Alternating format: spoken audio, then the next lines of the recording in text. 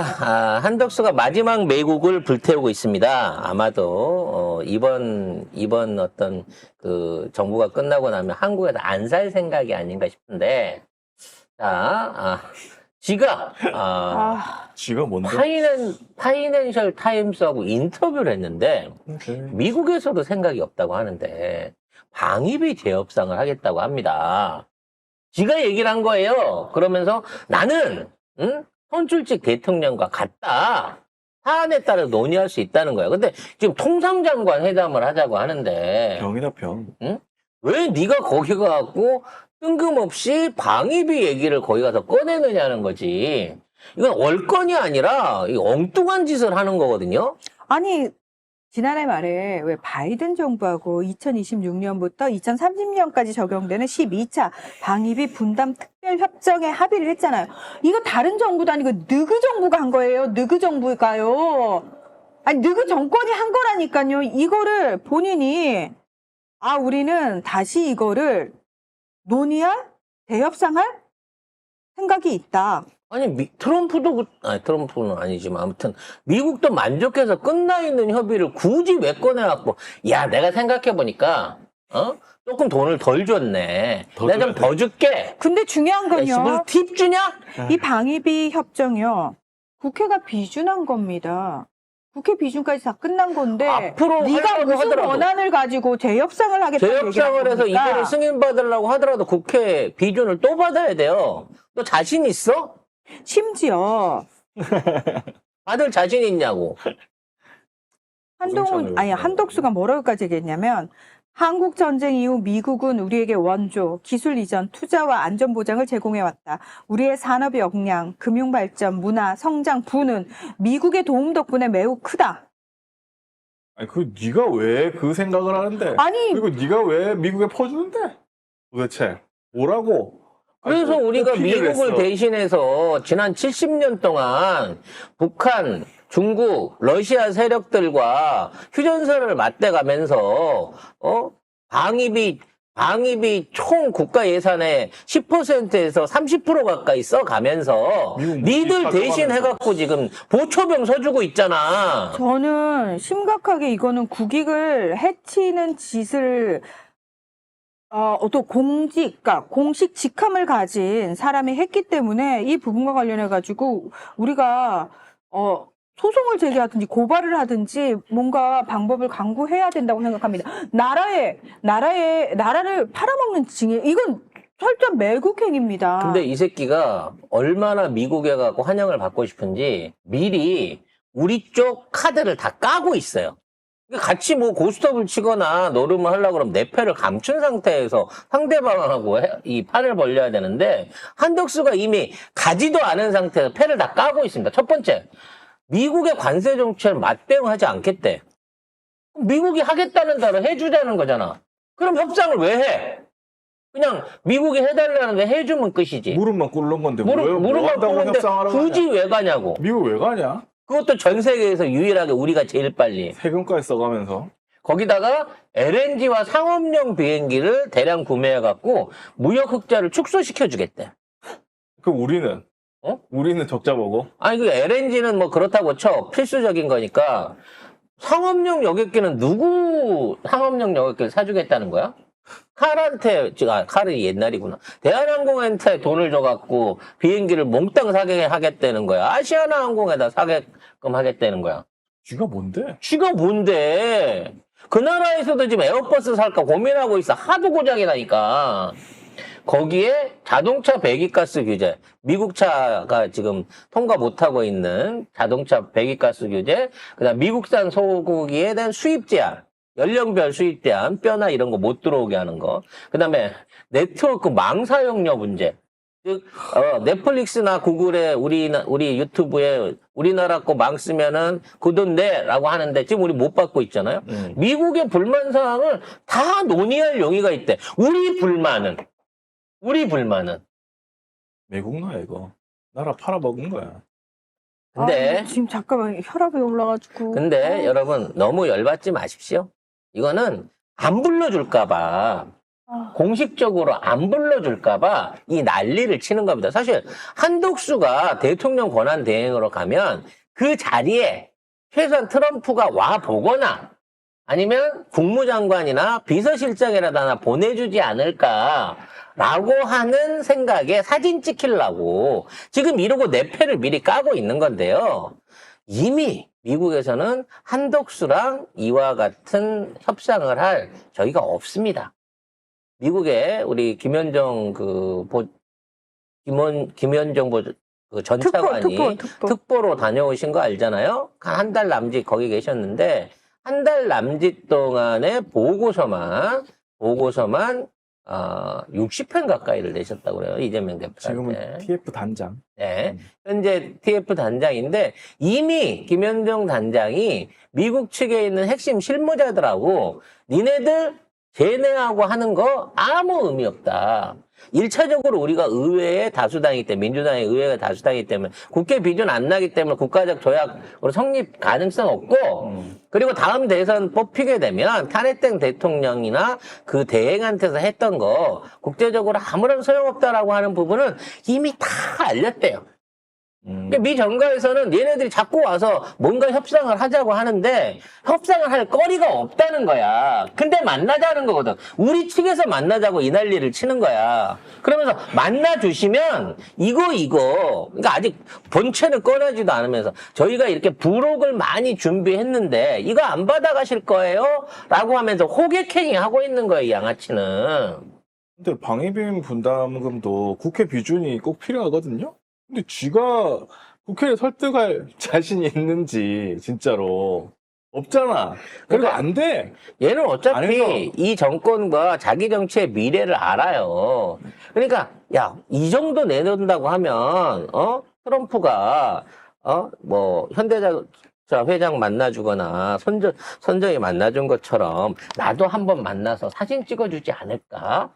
뭐 요런 기대감을 갖고 이걸 던지는 건데 트럼프가 지금 통상 협상 때문에 지금 걔도 조기 탄핵 당한다 소리가 있을 정도로 지금 국민 여론이 개 난리예요.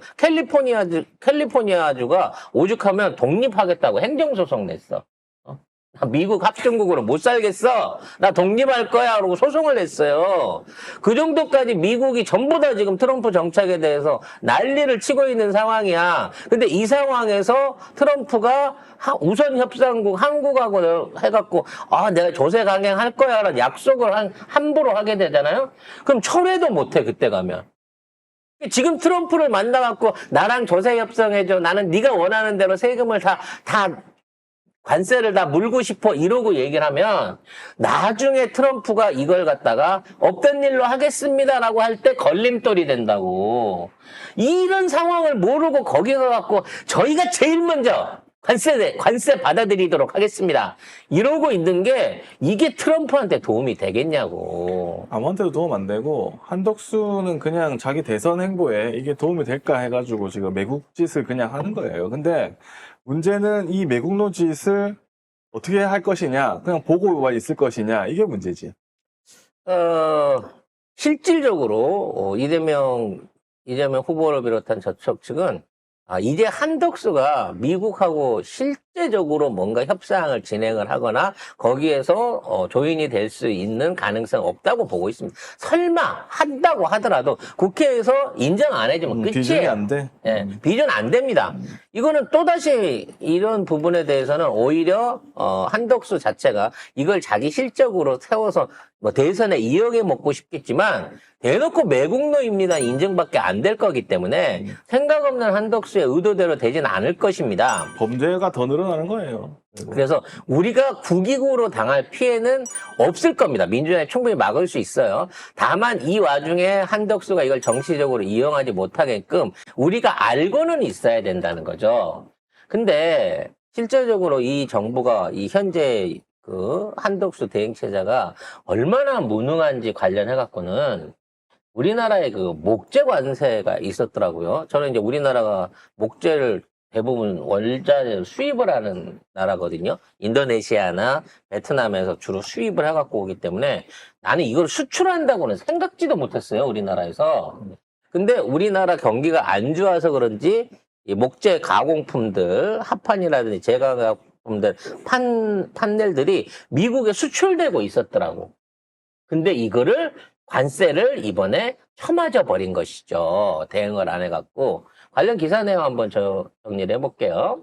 미국 상무부가 수입 목재의 관세 부과를 위한 조사를 진행을 했는데요. 중국, 캐나다, 베트남 등은 공식 의견을 제출을 했습니다. 그런데 한국은 의견을 제출하지 않았습니다. 자, 우리나라의 대미 목재 수출액은 지난해 221억 원으로 35% 성장했음에도 불구하고 전혀 이 정부가 신경을 안 쓴 거죠. 그러니까 이게 어떻게 된 일이냐 알아보니까 산림청은 산업부가 안 알려주던데? 그래서 몰랐어. 산업부는 이거 산림청 소관 업무인데 지들이 알아야지 왜 우리한테 난리야? 이게 아니. 규모가 큰 건 아니에요. 물론 뭐 221억이 그러니까 적은 이게 돈은 아닙니다만 그러니까 이렇게 금액이 221억 원 하니까 다른 것들과 비교해서는 크지 않은 거지만 이 업에 종사하는 사람들한테는 이거는 엄청난 엄청 큰 날벼락이에요. 지불하는 거야. 네, 날벼락인 거예요.